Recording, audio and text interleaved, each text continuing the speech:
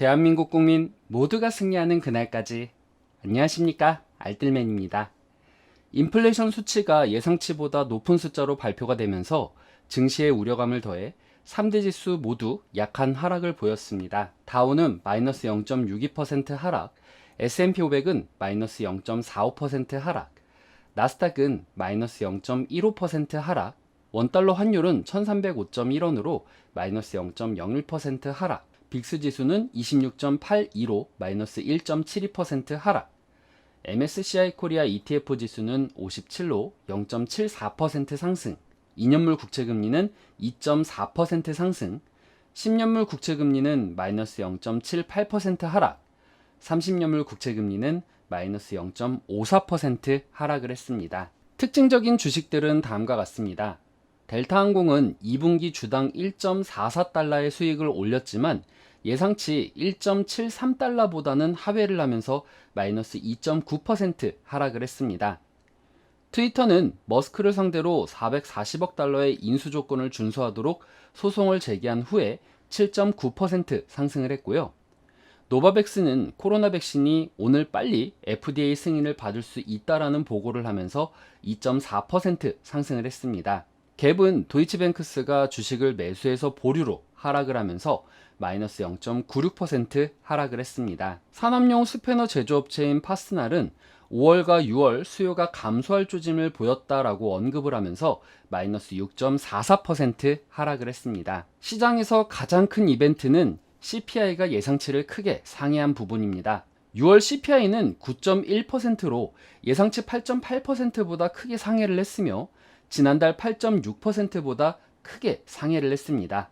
참고로 이는 1981년 이후 가장 높은 수치입니다. 근원 CPI 역시 0.7%로 지난달 0.6%와 예상치 0.6%보다 크게 상회를 했습니다.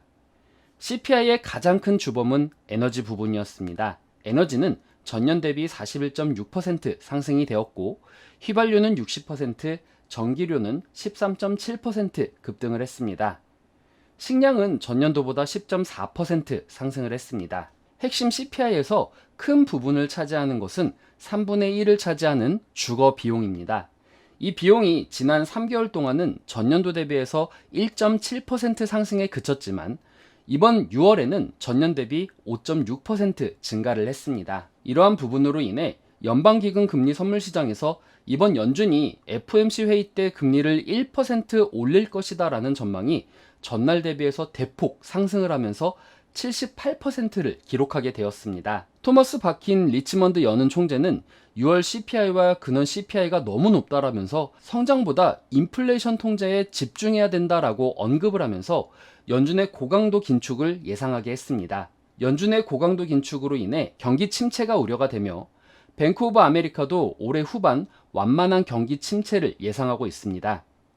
MSCI의 앤디 스파크스 포트폴리오 관리 리서치 담당 대표는 인플레이션 수치와 기업 실적으로 연준의 신뢰성이 수개월 내 시험대에 오를 것이다 라면서 인플레이션을 억제하기 위한 연준의 공격적인 조치가 과잉 조정의 위험, 즉 약세 신호를 보여온 경제를 전면적인 침체로 몰아넣을 위험에 있다라고 경고를 했습니다. 8월말 서부 텍사스산 원유 WTI 가격은 전장보다 46센트 오른 배럴당 93.30달러, 0.48% 상승 마감을 했습니다. 유가는 과대 낙폭으로 인한 반발 매수세로 소폭 상승을 했습니다. 프라이스 퓨처스 그룹의 필 플린 시장 애널리스트는 수요가 크게 하락한 것이 최근 원유 가격 하락에 반영된 것으로 보인다라고 평가를 했습니다. 금일 국내 시장은 불확실성이 어느 정도 해소되었다라는 부분과 시장이 전날 CPI가 10 이상이 될 것이다라는 소문으로 인해 반응했던 부분이 있었기 때문에 완충작용으로 인해서 소폭 상승 출발은 예상이 됩니다. 아울러 이번 CPI에서 에너지 가격이 크게 상승을 했으며 식품 가격도 크게 상승한 부분이 있었는데 7월의 경우에는 이 부분들이 내려갈 것이다 라는 전망에 CPI가 앞으로 꺾일 수도 있다라는 전망이 있는 것 같습니다. 저 역시 이번 달 CPI의 앞자리가 9 이상 숫자가 나올까 생각도 되기는 합니다만 불안 요소는 이 부분이 달러 상승으로 인한 눈속임이다 라고 생각이 되며 장단기 국채금리가 10년뿐 아니라 30년도 역전이 되면서 앞으로 경기가 장기적으로 좋지 못할 것이다 라는 부분이 반영되고 있는 것 같습니다. 더욱이 연준이 보이는 인플레이션을 잡기 위해서 강건한 자세를 취할 것이다 라는 전망에 하반기 기업들의 실적도 보장하지 못하는 상황입니다. 내일 PPI가 발표가 되고 윌러 연준 의원의 연설이 준비가 되어 있습니다. 중간중간 연준 의원들의 발언이 시장을 어떻게 바라봐야 할지에 대한 힌트가 될 것이며 연준 회의는 7월 26일에서 27일입니다. 앞으로도 꾸준히 에너지 가격 및 시장에 대해 추적을 할 것이며 예상 시나리오를 만들어 나가야겠다라고 생각을 합니다.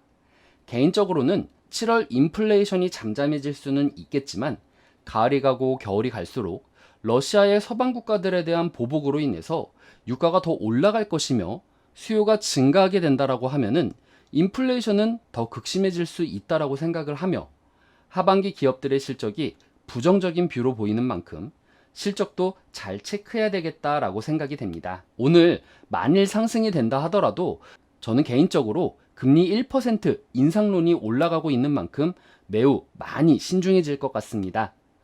진입을 하더라도 아주 소폭 정도 진입을 할 것 같다라는 생각이 들고요. 하지만 개인적으로 시장이 올라갔으면 좋겠다라는 생각도 듭니다. 7월 인플레이션 수치 하락으로 인해 지수가 반등이 나오기를 기대합니다. 오늘 내용 괜찮았다 생각되시는 분들은 하단의 구독과 좋아요, 알람 설정을 눌러주시면 제가 영상을 만드는데 큰 힘이 될 것 같습니다. 오늘도 시청해주셔서 감사합니다.